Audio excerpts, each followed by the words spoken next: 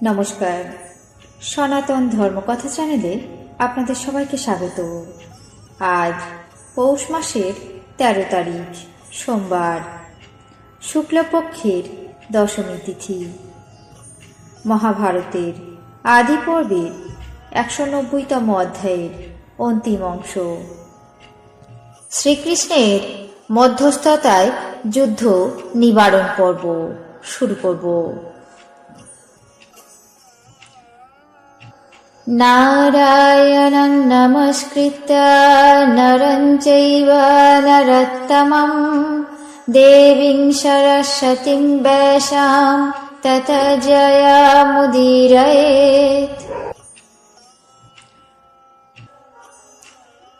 শ্রীকৃষ্ণ রাজাদের নানা প্রকার কথোপকথন শুনে এবং ভীমের অদ্ভুত পরাক্রম দেখে তাদেরকে কুন্তিপুত্র বলে নিশ্চিত জানতে পারলেন।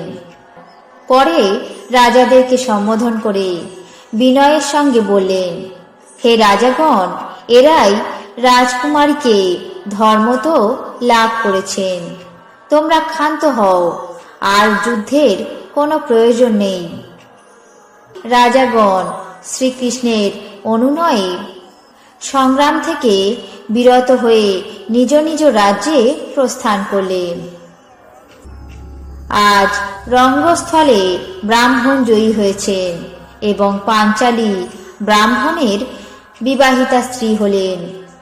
এই কথা বলতে বলতে সমাগত প্রজাগণ নিজেদের গৃহে প্রস্থান করলেন। ভীম এবং অর্জুন ব্রাহ্মণদের মধ্যে প্রচ্ছন্ন হয়ে অতি সাবধানে গমন করলেন। তারা শত্রুর হাত থেকে বিমুক্ত হয়ে দ্রৌপদীকে লাভ করে প্রদীপ্ত সূর্যদেবের মতো শোভা পেতে লাগলেন। এদিকে পুত্রবৎসলা কুন্তী পুত্রগণ ভিক্ষা লাভের জন্য গমন করেছে, এখনো ফিরে এলো না। সেই কথা ভেবে কতই না দুশ্চিন্তা করতে লাগলেন। তিনি মনে মনে চিন্তা করলেন, হয়তো দুরাত্মা ধৃতরাষ্ট্রের পুত্ররা তাদেরকে নিহত করেছে, অথবা নিদারুণ শত্রু মায়াবী রাক্ষসগণের থেকে কোনো অনিষ্ট হয়েছে। তাদের দুর্ভেদ্য মায়াজালে মহাত্মা ব্যাসদেবের কথাও ফলে না। কুন্তী পুত্র স্নেহে আবৃত হয়ে এমন ভাবে চিন্তা করছেন। আকাশমণ্ডল ঘন আচ্ছাদিত, সমস্ত লোক ঘুমিয়ে পড়েছে। এমন সময় অর্জুন মেঘাবৃত সূর্যের মতো ব্রাহ্মণগণে পরিবৃত হয়ে নিজের গৃহে প্রবেশ করলেন। মহানুভব ভীম অর্জুন ব্রাহ্মণের কর্মশালায় উপস্থিত হয়ে পরম আনন্দিত মনে কুন্তীকে নিবেদন করলেন, হে মাতা, আজ এক পরম রমণীয় পদার্থ ভিক্ষা লাভ করেছি। কুন্তী ঘরের মধ্যে ছিলেন। কোনো কিছুই না দেখে পুত্রদেরকে বললেন, বৎস, যা কিছু পেয়েছ সকলে ভাগ করে নাও।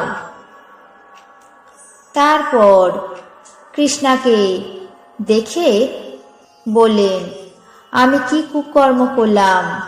পরে ধর্ম ভয়ে একান্ত চিন্তিত হয়ে যাজ্ঞসেনীর হাত গ্রহণ করে যুধিষ্ঠিরের কাছে গিয়ে বললেন, পুত্র, ইনি রাজা দ্রুপদের কন্যা, তোমার দুই অনুজ।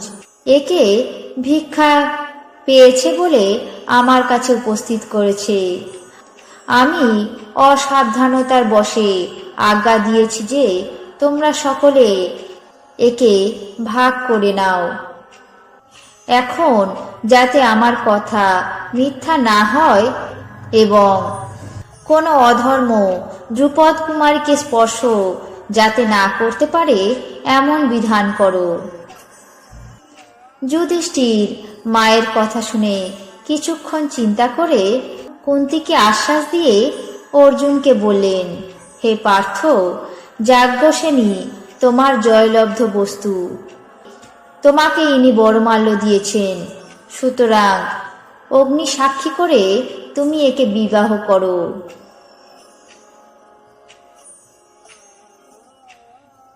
আজ মহাভারতের আদি পর্বের 190তম অধ্যায়ে অন্তিম অংশ, শ্রীকৃষ্ণের মধ্যস্থতায় যুদ্ধ নিবৃত্তি পর্ব এখানেই শেষ করছি।